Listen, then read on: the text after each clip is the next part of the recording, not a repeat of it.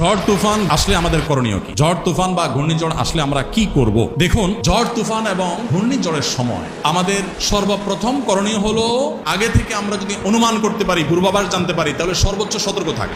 সর্বোচ্চ কি থাকা?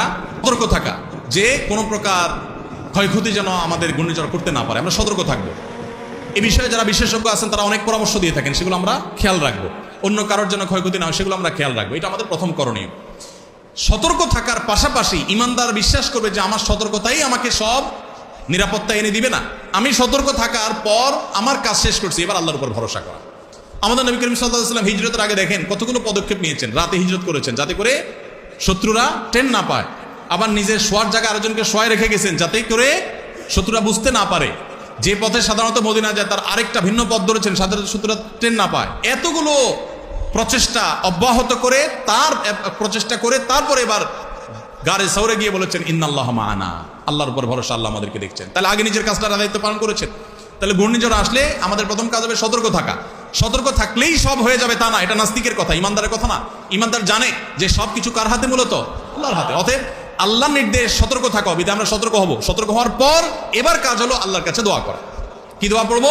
ঝড় যখন আসে, বাতাস যখন খুব বইতে থাকে, তখন আমরা দোয়া করবো আল্লাহুম্মা ইন্নী আসআলুকা খায়রাহা ওয়া খায়রা মা ফিহা ওয়া খায়রা মা উরসিলাত বিহি ওয়া আউযু বিকা মিন শাররিহা ওয়া শাররি মা ফিহা ওয়া শাররি মা উরসিলাত বিহি।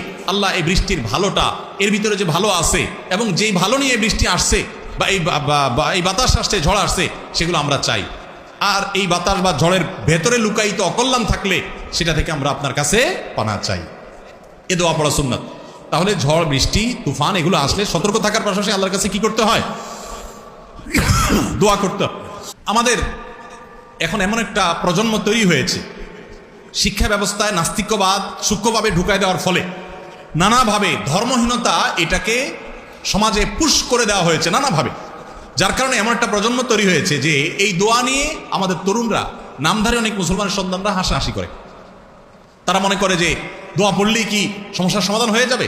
তারা জানে না যে দোয়ার আগে দাওয়াই করতে ইসলাম বলেছে, তার পাশাপাশি দোয়া করতে বলেছে। আর হ্যাঁ, দোয়া আল্লাহ তাআলা কবুল করে, কোথায় দোয়ার ফসল আল্লাহ তাআলা দিবেন না দিবেন এটা আল্লাহ তাআলার ব্যাপার, কিন্তু আমাদের কাজ হলো আল্লাহর কাছে করা, দোয়া করা। এবং দোয়ায় অনেক অসাধ্য সাধন, অনেক অসম্ভব সম্ভব আল্লাহ তাআলা করেন। সেটা এখন তো আল্লাহ তাআলার ইচ্ছা, আমাদের কারোর হাতে না। কিন্তু আমাদের চেষ্টা হলো কি করা?